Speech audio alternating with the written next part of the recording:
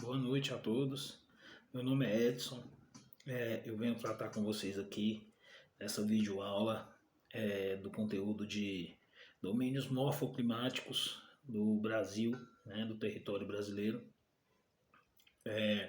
a partir da perspectiva, né, dos apontamentos do geógrafo renomado, conceituado Aziz Abseber, né, em que ele classifica que podemos entender os domínios morfoclimáticos como um conjunto espacial de certa ordem de grandeza territorial, de centenas de milhares a milhões de quilômetros quadrados de área, onde existam semelhanças de forma de relevo, tipos de solo, formações vegetais, condições climáticas e hidrológicas, né? Então, Abseber ele coloca que o território brasileiro ele é composto basicamente por 6 domínios morfoclimáticos distintos, né? que, que podem ser entendidos como o domínio morfoclimático amazônico, o domínio morfoclimático dos cerrados, o domínio morfoclimático dos mares de morros, o domínio morfoclimático das caatingas, o domínio morfoclimático das araucárias e o domínio morfoclimático das pradarias, né? Esses domínios morfoclimáticos, como posto nos apontamentos desse autor, desse geógrafo, né? Ele pressupõe uma interrelação de fatores, de elementos naturais, né, que interrelacionam entre si para compor e formatar as características desse domínio morfoclimáticos, né? Esse domínio morfoclimático. Então, fatores como o solo, né, o tipo de solo, a formação do relevo, o, o clima, né, no qual está enquadrado esse domínio morfoclimático, o clima e a cobertura vegetal também é um dos fatores que integram, que compõem a estrutura, que estruturam, que formatam a conjuntura desse relevo, né? A hidrografia também. A hidrografia também é um desses elementos. Então, o domínio morfoclimático amazônico, ele está inserido na região norte do país, né? E nessa região, o relevo, o predomínio de relevo, né? Que ele é determinado pela formação geológica do continente, né? A partir de crátons, de cristalinos, de zonas de erupção, né? De rochas ígneas e etc. Né? No domínio amazônico, ele é um domínio predominantemente de dissecação, né, de planícies de terras baixas, né, ou seja, de terras sedimentares, né, de região de sedimentos. São terras baixas, né, circuncidadas ali na sua região de cabeceira ali por montanhas, né, dos Andes, né, então são as terras baixas, são chamadas terras baixas, as planícies aluviais, né, que são locais que formaram sedimentos ali. Essas terras baixas, ou seja, essas depressões, a palavra que eu queria encontrar é depressões, essas depressões elas são formadas por um solo de sedimentos, né? Solo de sedimentos. E como ela está numa região próxima ali à linha do Equador, né? Ela tem uma cobertura vegetal de floresta equatorial, né? Uma floresta equatorial numa região úmida, né? Que chove muito por estar ali nessa linha do Equador ali e sofrer convergências das massas de ares vindo do Atlântico Norte, né, da região do Oceano Atlântico, traz muitas chuvas para aquela região. Então, esse domínio morfoclimático ele é afetado, essas características ali do recorte geográfico, né, afetada por esses fatores, né. Ali é uma região sedimentar, né, de bacia sedimentar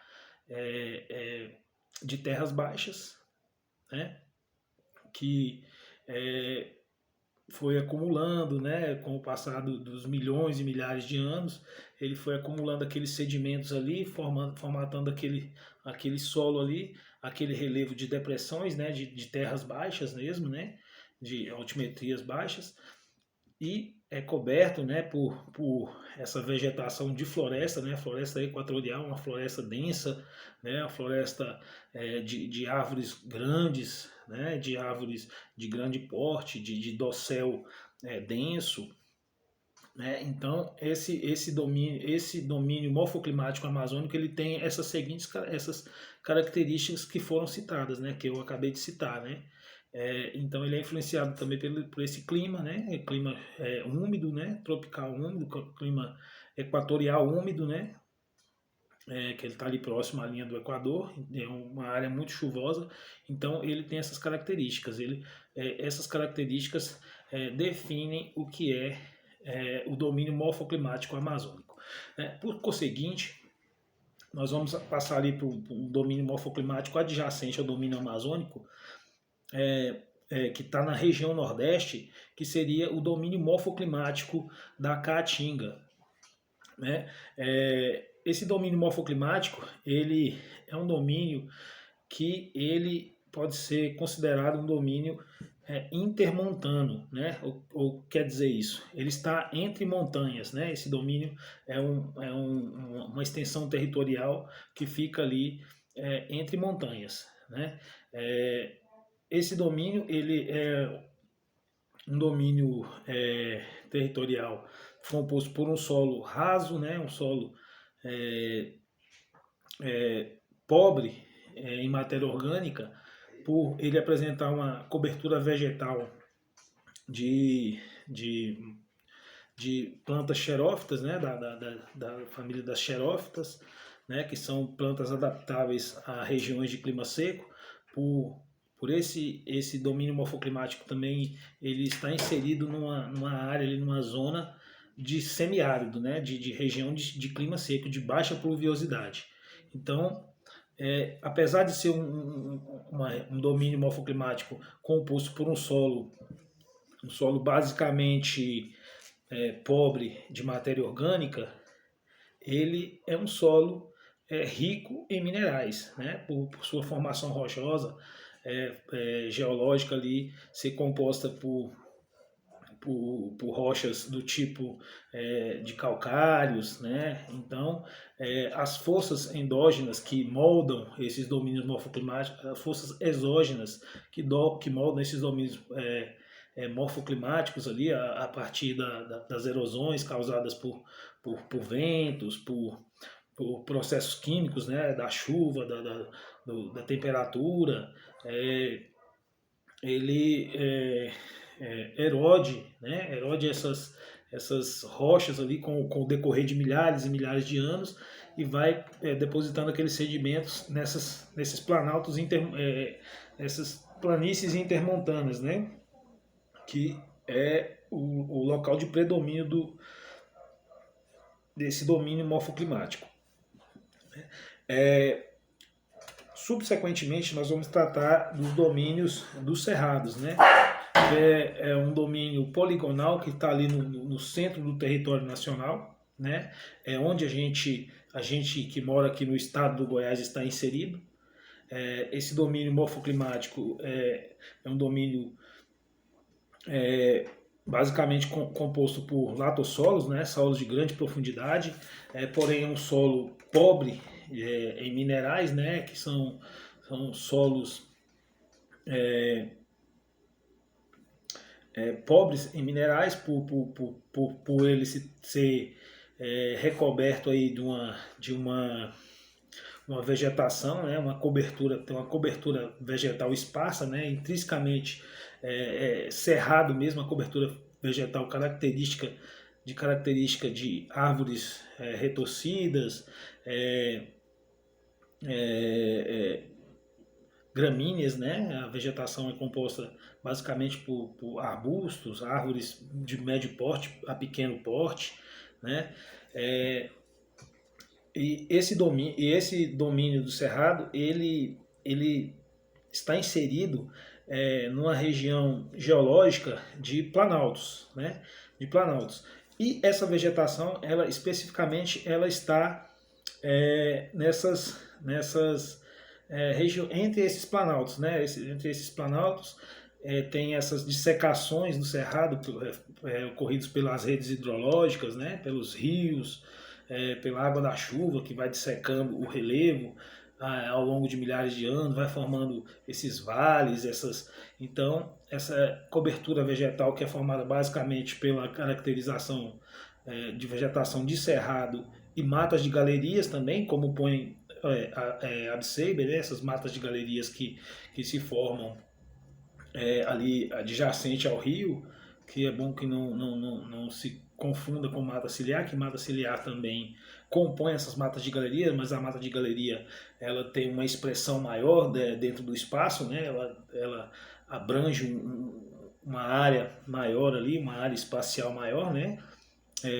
Que pode ser também compreendida ali ao redor dos rios, com esses dosséis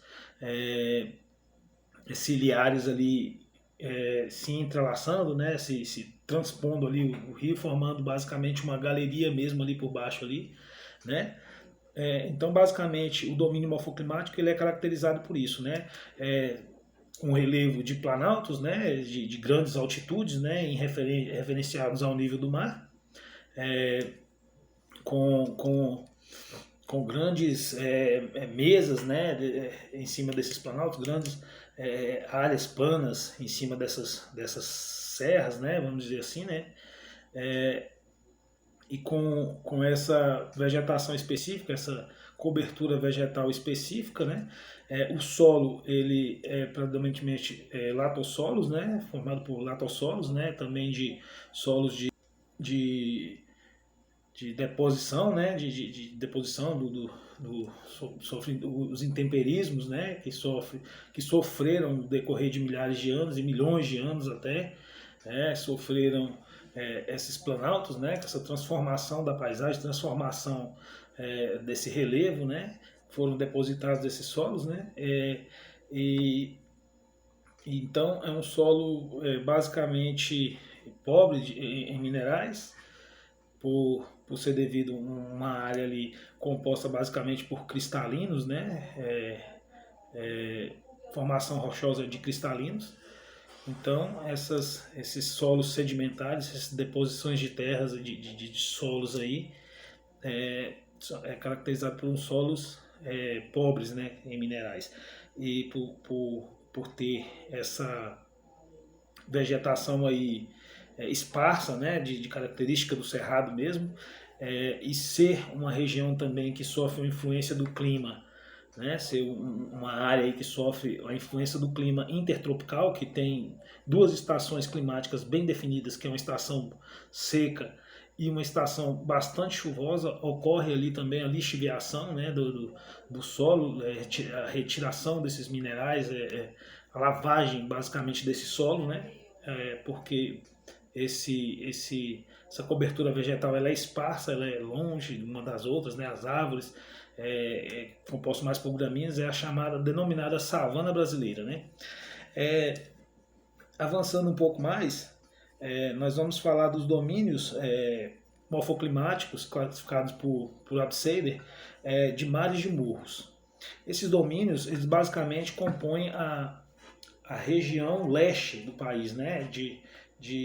De norte, pegando de norte a sul, né, do país, mas basicamente a área litorânea ali é formada, composta, a região sudeste, né, que vai do sudeste até o norte ali, é composta por essa região de mares de morros.